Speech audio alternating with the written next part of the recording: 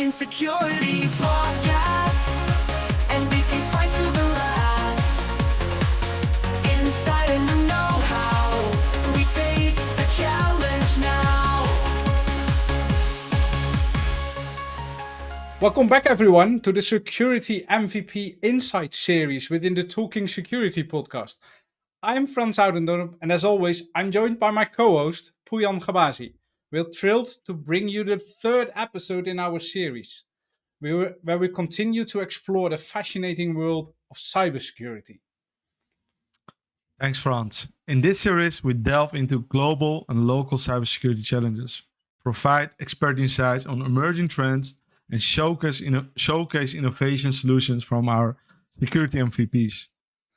Yeah, for today's episode, we have an exceptional guest with us, Mattias Borg. Is a highly regarded security architect, Microsoft MVP, and an expert in cloud security. Mattias has extensive experience in designing and implementing robust security solutions for organizations of all sizes, and we're eager to hear his insights. Yes, and in addition to his work as a security architect, Mattias is a great speaker and writer, contributing to various industry conferences and publications. He also shares his expertise through his blog at blog.sec-labs.com. We will add that to the description as well. We are excited to have him on the show to discuss some of the key cybersecurity challenges and trends he's observed the last years. So let's jump into our conversation. Mattias, welcome to the Security MVP Insights. We're delighted to have you here.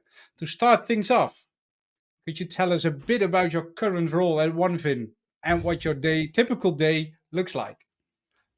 Well, thank you for having me. I'm super happy to be on the show.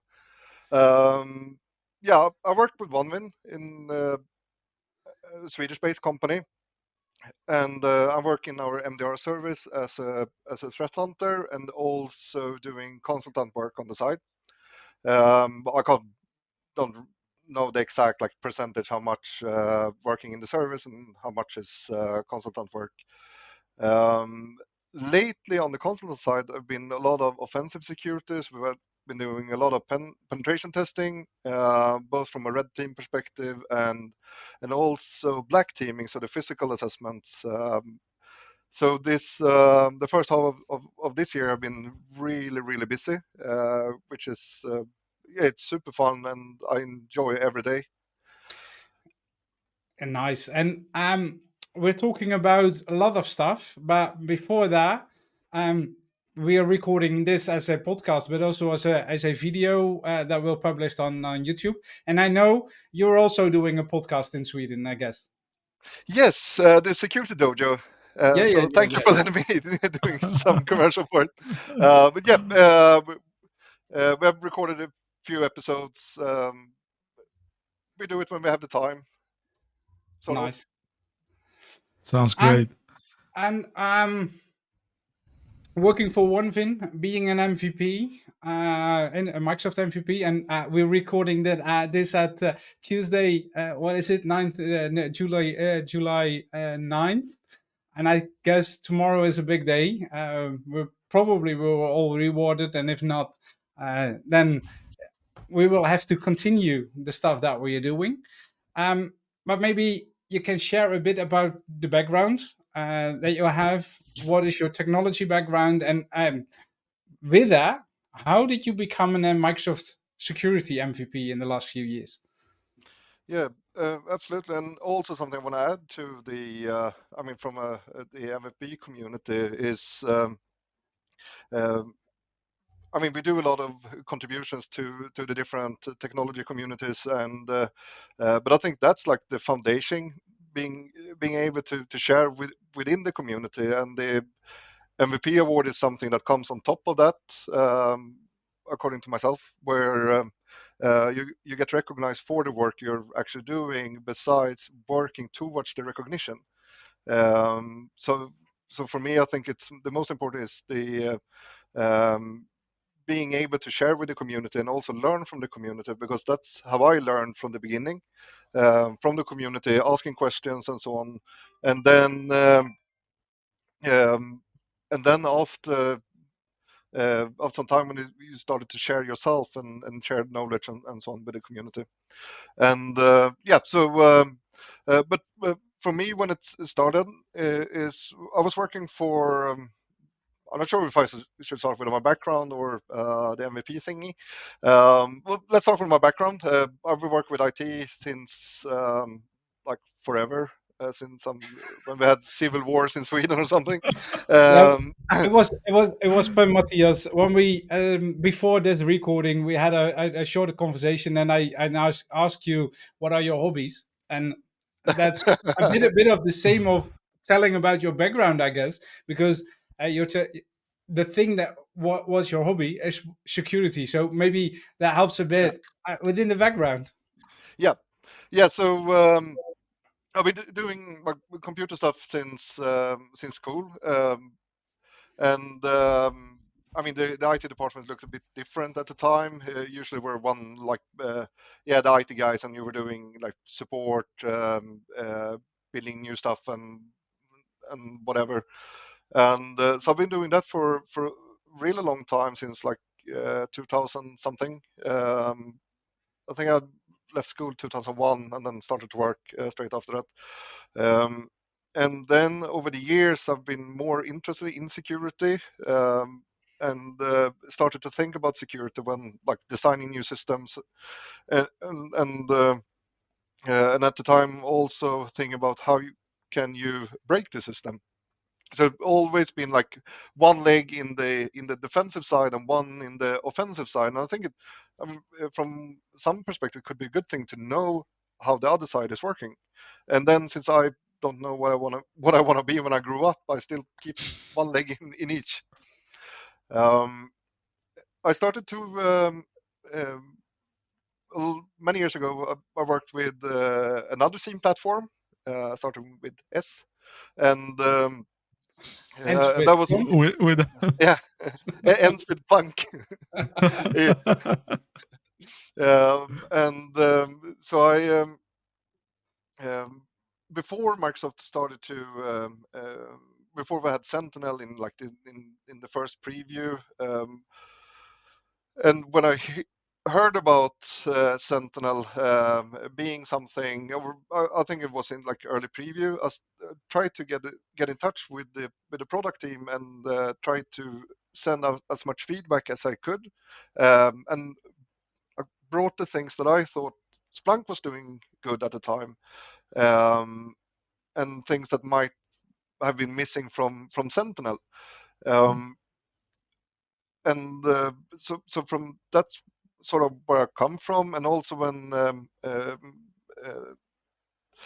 at the time Windows ATP, I think that was the first name, right? Windows Defender ATP or something, before it became Microsoft Defender ATP, and now Defender for Endpoint. So I got access through one of my best friends in the community to a tenant, and I was able to do some labbing before, because I was working at the customer side at the time, and we didn't use that. We didn't use Defender, but I saw somewhat the potentials, what it could do, and started to provide feedback continuously, and did a lot of testing back and forth and see what could be done. And so I was super happy when the hunting feature came, like the first one. The absolute first one that we could do was like the search bar at the top, before we had the advanced hunting. And when we got advanced hunting, I started to dive into Custo, and I saw, since I came from another platform with a like well-developed query language, and I've also come in touch with other scene platforms that doesn't have this well-developed language. It was a relief to see like how extensive Custo is and how much you can do with it. So from a perspective where you have the EDR data, and when you were working with the other scene platform, we didn't have access to EDR data. It was Sysmon at the best, most commonly were some like network logs and other things related, like more old school network security monitoring. So when we got the EDR data and was able to use a like powerful language to query that data, I started to like imagine how it can be in the future. Like, oh, we can do all these kind of things, and it was I was super impressed of what we could do. Another thing also with from a background perspective is I mean, I don't only do IT. I have some hobbies, and my hobbies Or changes IT. sometimes. Yeah, or IT. But so I've always tried to have like some hobby that doesn't involve the computer, so I never have time for that hobby, regardless of what it is. I brought back like DJing sometime, bought this cool stuff, but I didn't have time with it. And then I think it was like 4 or 5 years ago, I thought that, oh, maybe painting with airbrush is fun. So I bought my like this airbrush things and like a compressor and everything, and started to do that. And realized I don't have time for this either, but it's fun. Nice. And so when we look at your background, Matthias, I mean it's a very broad expertise domain. But if you would focus on some primary elements in there where you are focusing now your expertise mainly on, definitely on the Microsoft technology, but also with the link to the cybersecurity. What areas are you mainly focused on these days? I hope no S and then Plunk anymore. Yeah, yeah. I don't want to work with any other tools. With then Defender XDR. And if I have listeners who are not into like the unified security experience, we have Defender on one side and Sentinel, but now we bring them together in one nice portal. But if we're gonna do like a more like on a holistic perspective, I would say my primary focus is threat hunting and like finding advanced threats, and on the incident response side, so operational cybersecurity. I did during a few years there were so many companies that wanted to deploy defenders. We did a lot of deployments to get the so organizations started to use their licenses both on the endpoint side, Defender for Identity, Defender for Office, and so on and so forth. So on the but I've always, in these deployments, I always had this focus on teaching the customers how they should work with this from a operational perspective, because I've seen a lot of organizations that it's more that they're looking for this checkbox in their like compliance checklist. Yes, we have EDR. Yes, we have X, Y, and Z.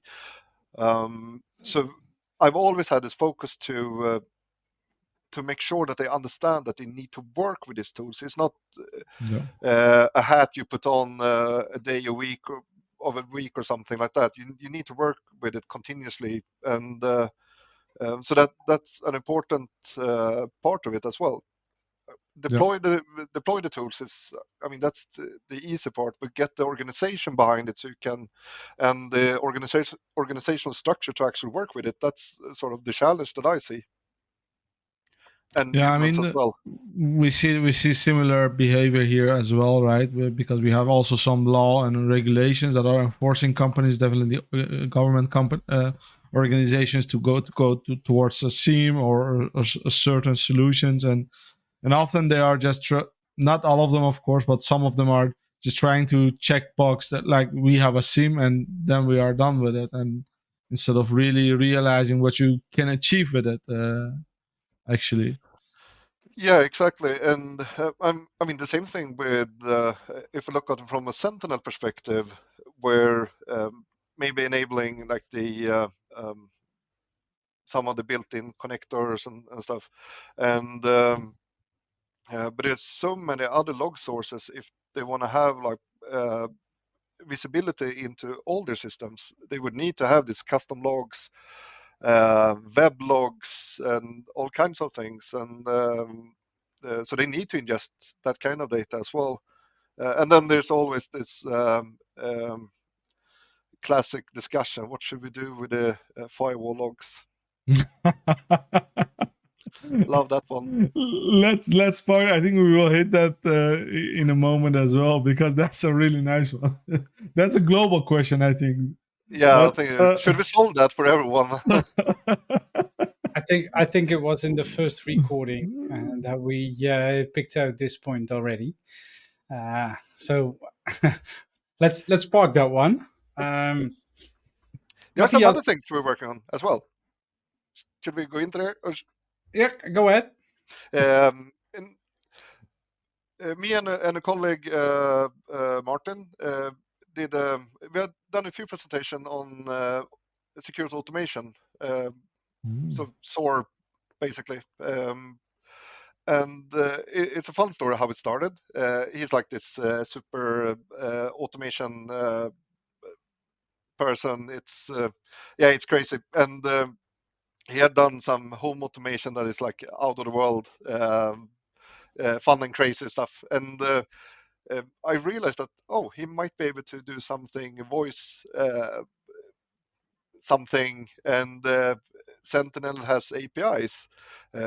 So he did all the coding. I was like the person with all the ideas, and so we did like a 100% voice controlled Sentinel instance.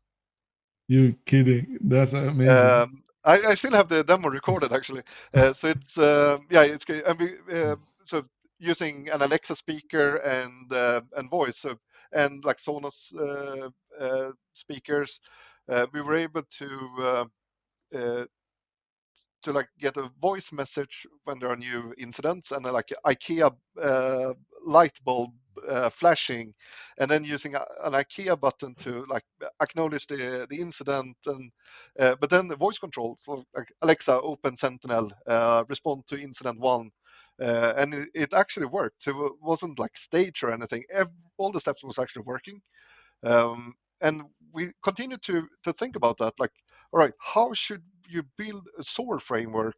And so we started to like bring in all like the knowledge we have from previous automation projects, and for myself working with SOAR previously, and like where is it failing?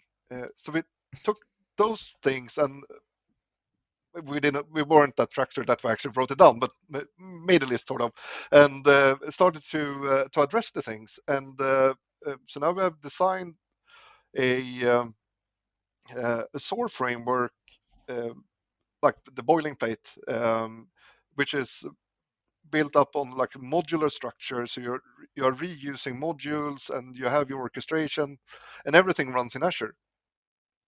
Wow.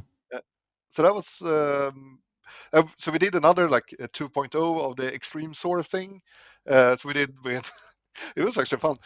So we did it with these.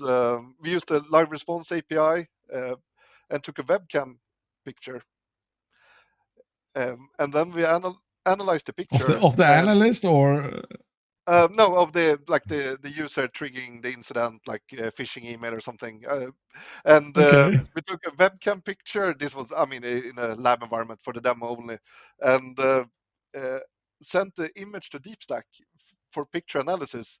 Like, oh no, it's a wine glass. The user is drunk, and then took actions based on that.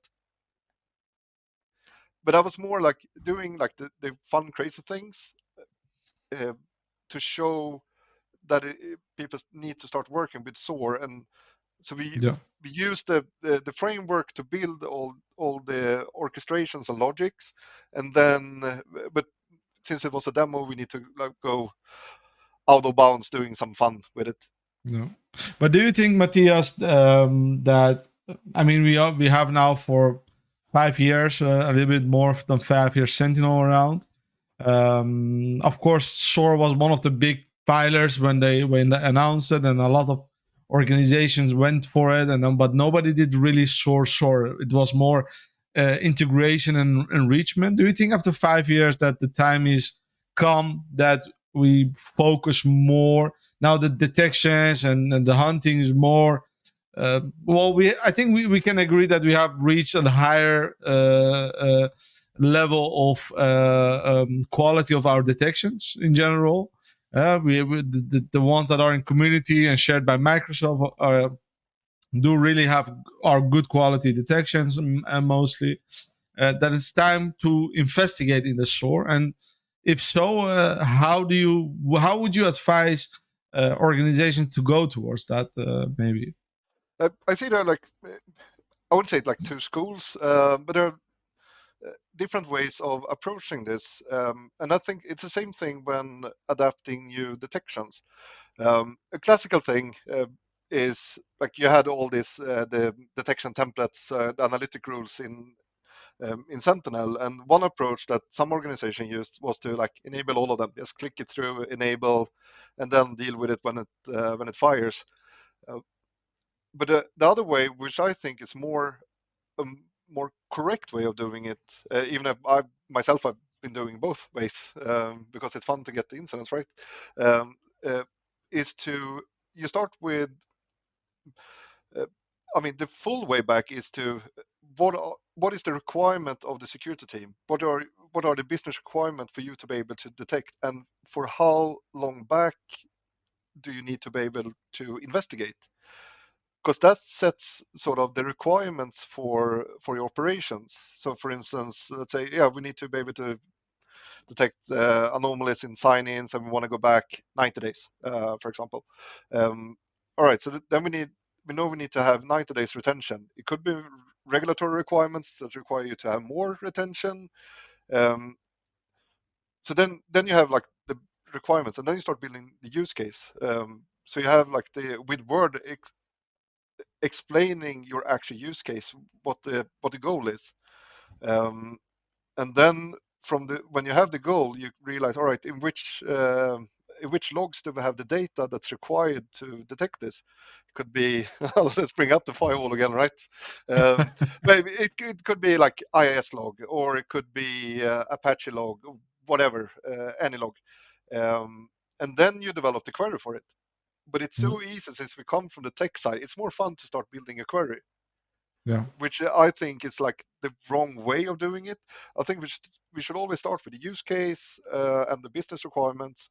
Of Then course, go I to mean, the no one at the detections. business, yeah, exactly. But in reality, no one from the business can explain like what they actually have as a requirement. So I think, I mean, from a cybersecurity perspective, they should decide and like have these discussions with the business lead, for example.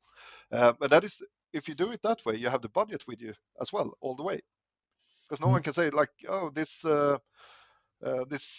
security monitoring tools we have are like too expensive, or whatever, because yeah, but we have this requirement, we need to have these things in place, otherwise we're not fulfilling our requirements that we promised the business.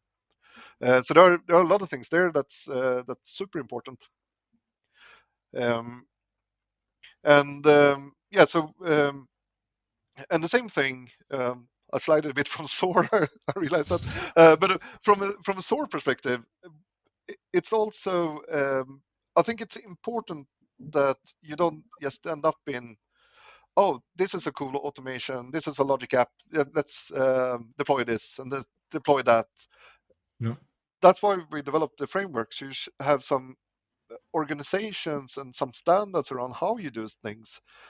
So, for example, we have we work with some organizations that haven't migrated and have the emails in O365. So they're still using on-prem, and they have this SMTP connector or whatever. And so if they started to build automations that should send emails, let's say they have 50 playbooks that's somewhat using emails, and if they develop all these and download from the community and whatever, they end up in a scenario where maybe the exchange team makes a change and they start moving to O365 and closes that SMTP connector. if you have had like 10 different people building all these playbooks and everyone has done it in their way, some of them will start failing. But if you have one way of sending an email in one module, you only need to change that, and then you can invoke that in all playbooks where you need to send email, as an example. So I think the world started. Well, the world. I think the organizations I'm working with are started to become more mature, and they're more ready for working with automation as a cleaning up the like the easy incidents or alert fatigue and so on. And go ahead, Pouyan. So no, I just wanted to say the SOAR topic. I think it's a beautiful topic, and we can really continue. We really need to do a different episode, like a 2-hour show, and then talk on that as well. But to come a little bit back from the SOAR, if it's okay, and then focus more on the general side, Mattias. Because I think it's a good bridge, right? The SOAR is a huge where companies are growing. But do you see other challenges at this moment? And so, what are the biggest cybersecurity challenges on a global scale today, in your opinion? I think that the main challenge that I see, at least, is the lack of human resources. We don't have enough people in the business.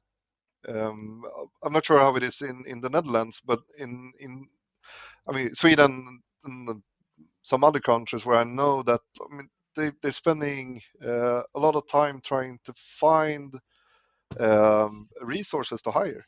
It's super hard. And Mattias, throwing in the AI stuff, talking about co-pilots, can that help regarding these challenges that you are talking about? Yeah, we have the Copilot for security. When was it GA? Was it April 1st or something? Yeah, April 1st. Yeah. And so I definitely think that AI is. Future-wise, AI is definitely a key player. I think it will change a lot. I don't think it will. That we should be afraid of our work and our jobs in general. I think it's a helping tool, and I'm sure the organization that think that AI will replace all the employees in security. That won't happen. Not that I see. Not before we have the real Skynet or something. But I think that it definitely helps, and I think it helps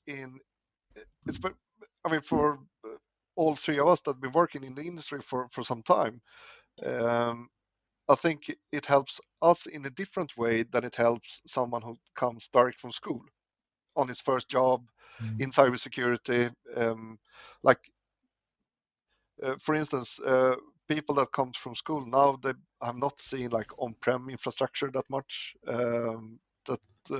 that we've seen, for example, and for them to maybe ask for some clarifications, get some quick assist in explaining some stuff. I think that's definitely a help for that, and also with some get some. Well, since it's AI, it's difficult to put standardize and AI in the same sentence because it's based on AI. But I think that AI can help in when we do the investigation, especially with Copilot for security, where we can have this prompt books that asks the same questions when you execute it, and it makes it easier for someone new into the industry to start understanding and learning, and then of course for us the old folks in the business to help with stuff that just takes time and material. Yeah. That you can't take any shortcuts. For instance, reverse engineering. We've seen there's a lot of talks on how to use AI to reverse engineer code from assembly instructions to the proper source code. I've tried it for a few like smaller test applications, and it's 100% in the source code I get back.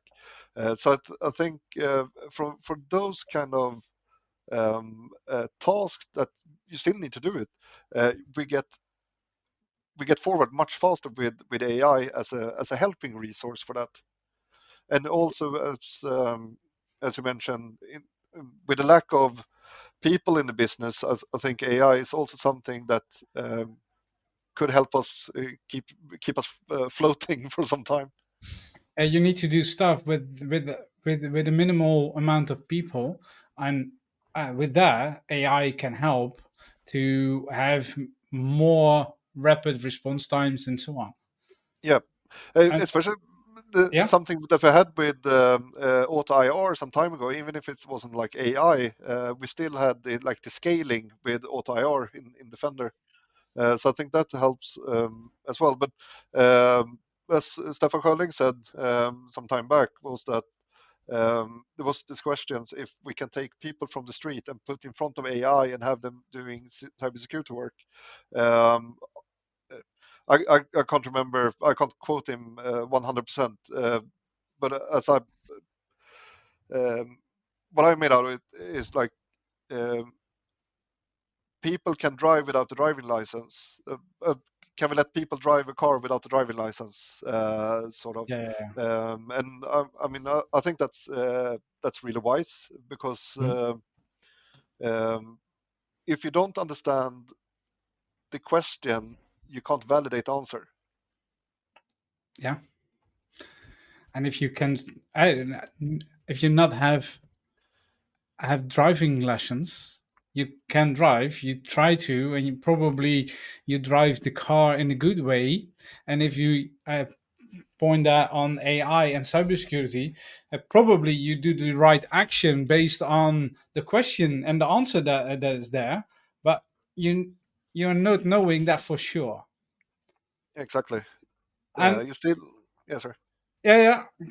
And talking about AI, rapid response times, but also automation. What is the balance, and how do you approach the balance between them? So between rapid response times and automation. Yeah, I would say automation for some to some extent, from my perspective, is that instead of you get the incident and you want to look up A, B, and C, for example, then you if you have automation, you can get the and for instance, you want to enrich some data from your workspace. You want to check the IP against some database somewhere. You want to ask some third-party API for some data. And instead of having the analyst to do that that hands-on work, which even if it goes fast and you know exactly what to do, it's much quicker to open incident, like read the result of those activities, and then make the decision out of there. So I don't see necessarily SOAR as a like end-to-end where it actually closes everything.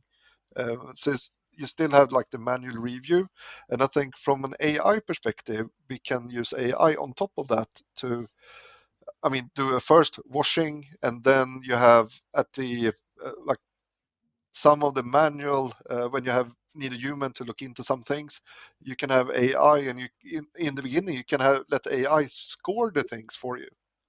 And then when you do review of previous incidents, you can look at the scoring and the actual decision and see like how AI differs from the humans. You can I haven't done too much research into AI, how to train and those kind of things. I'm happy with the tools provided. We have some people looking into like the training part and stuff, but the but I think from that perspective, you can see how it would act, and then you can slowly let it take its own actions, for example. And the same thing with asking Copilot for advice or for enrichment. I think the response from that can be, I think that it can help a lot, but it's still like a helping source. Amazing. And focusing on that AI and maybe to leave that out in the next topic, but if we look forward to the for the coming few years, what trends do you foresee in the cybersecurity landscape? I think we had our DDoS periods, we had our ransomware, huge ransomwares, and that's taking a little bit down. And what's in your opinion in coming years that organizational people really need to be careful, taking consideration?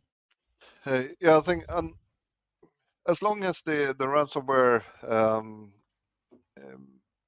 threat actors, if we group them to all the different parts of a actor group, both in terms of the access real sellers and everything, as long as everyone is making money, I don't think we will see an end of that. So I think that's like a something that will continue for like the near future, at least, until they don't make any money, because money is the driving point for it. And we also have I see the world is changing a lot. Sweden is finally a member of NATO. Thank you for that. But there's this conflict raising around the world. We have the Israel conflict and Palestine conflict. We have things happening around China. We have Russia, Ukraine, or Russia, rest of the world thing. We have North-South Korea. So there's a lot of conflicts that keep on popping up. So I think like and the cyber attacks, they're ongoing and have been for a long time. But I think if the conflicts become more frequent, I think we will have even more cyber attacks. So I think the frequency will increase a lot, and maybe more attacks against infrastructure. We've seen that in like in Ukraine, but I think that will be more frequent.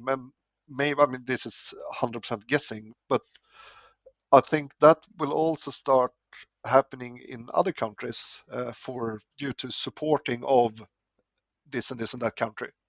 Do you think, Matthias, that nation state attacks, instead of groups that are active or probably active for a country, that nation state attacks will be more and more bigger than the other attacks?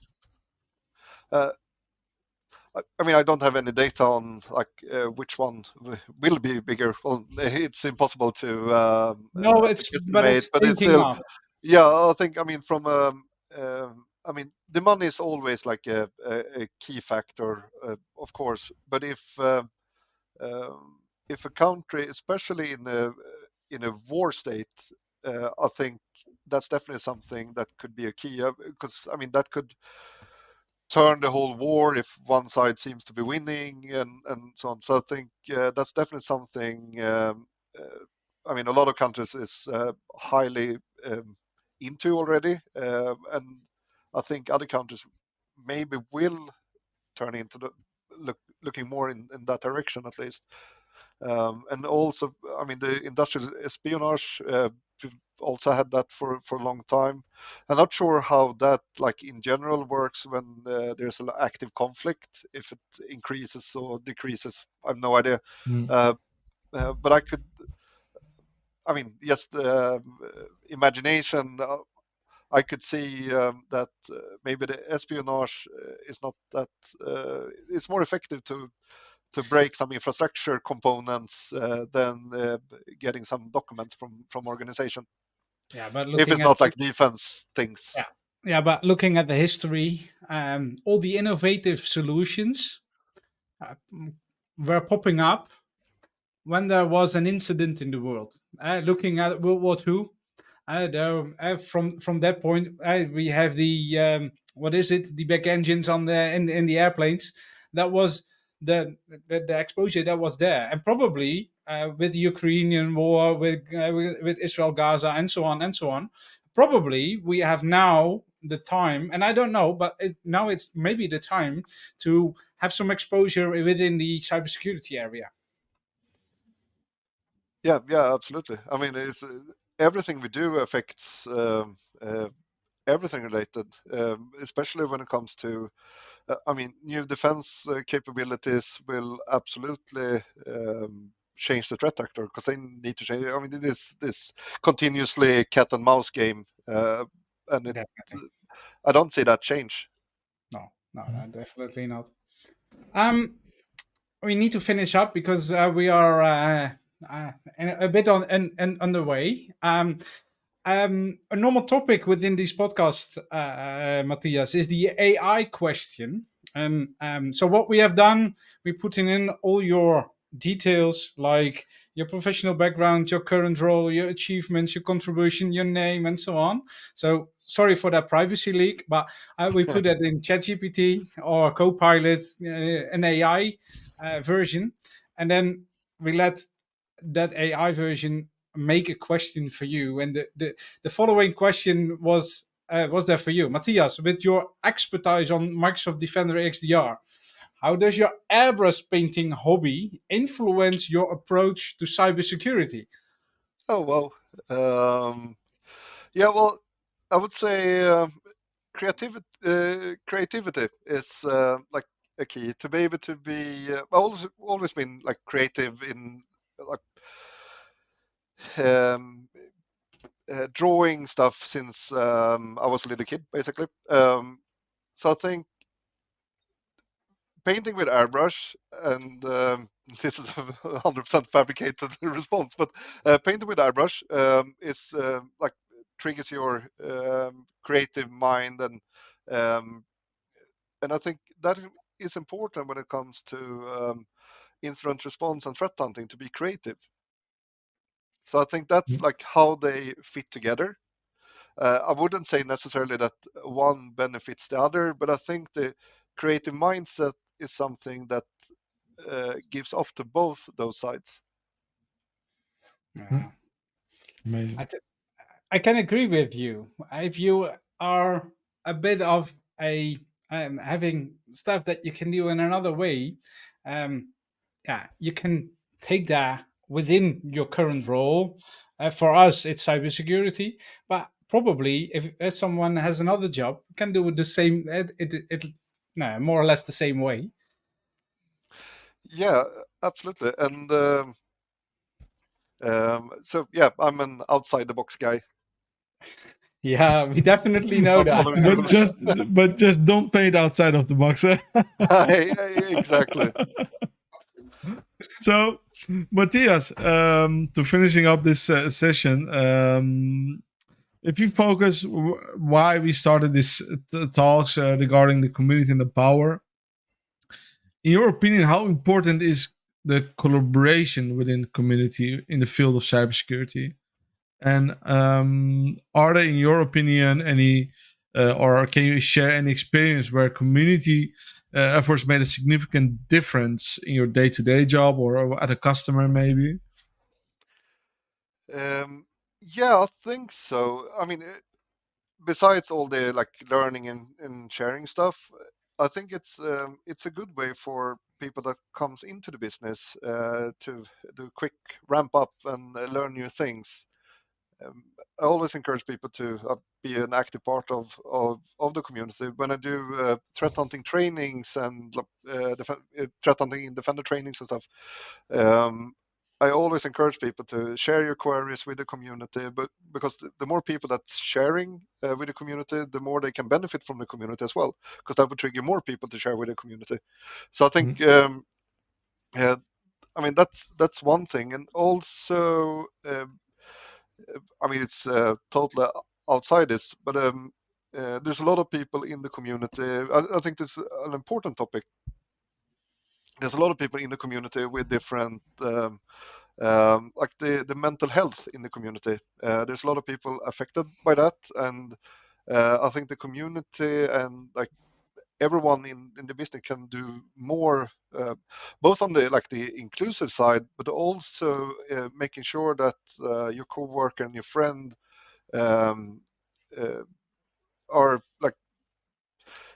feeling well, to get more people to feel well, and also pick up people that you see starting to fall down this rabbit hole. It could be, I've severe ADHD in the back, pushing me forward, of course. But there could be people that have different mental challenges that are not feeling that well. So I think that's something where I think the community can do much more, but I don't know what we can do for it, except talking about it, allow ourselves to be vulnerable. I believe we have. Sorry, Frans. These days, also from the MVP community, we have some student partnership that you can take someone with you, and then. But that's more technical. But you are mainly also focusing on the personal level, on the human side. Yeah. Trying to. So that would I be actually amazing. I've prepared a session about the topic. Sometime I'll start sending it to different events. It's a different session to talk about for sure. I'm not sure how to demo that. I think that is not quite easy to demo that. But yeah, I know within the MVP community we have also more like a community about mental health and doing stuff, having the what is it, HDSD, and that kind of stuff. If you are facing that, and how are you managing that instead of working in IT or cybersecurity, especially? Yeah, and I think a bit of a more energy into that should be good. On the other hand, to finish this recording, I have one last question for you, Mattias. What is a personal or professional goal for the coming period for you? I think on a professional side, I'm building a lot of tools lately with GitHub Copilot. Love that thing. So it's, first thing, but I think a well-deserved vacation. But in terms of goals, I'm always do this short-term things. But I think becoming more, or not becoming, but keep on being like this role model for the community, sort of, to be someone that people can rely on and continue to do what we do best. That's my goal. That's a great goal. I think that's a good one. And also drop my ADHD talk at some conference somewhere. Yeah. Let's do that. If you need some demo people, yeah. Yeah, absolutely. To wrap things up, today's episode of Security MVP Insight, Mattias, thank you for sharing your invaluable expertise on cloud security, trends and best practices, and all the stuff that you share. Thank you. Thank you for having me. It was awesome. Nice. And to our listeners, thank you for tuning in. If you found today's discussion insightful, be sure to subscribe to our podcast and stay updated on the latest cybersecurity insights. For more of Mattias' insights, be sure to visit the blog on blog.sec-labs.com. Stay tuned for our next episode, where we'll continue to explore the dynamic landscape of cybersecurity. Until next time, stay vigilant and stay secure.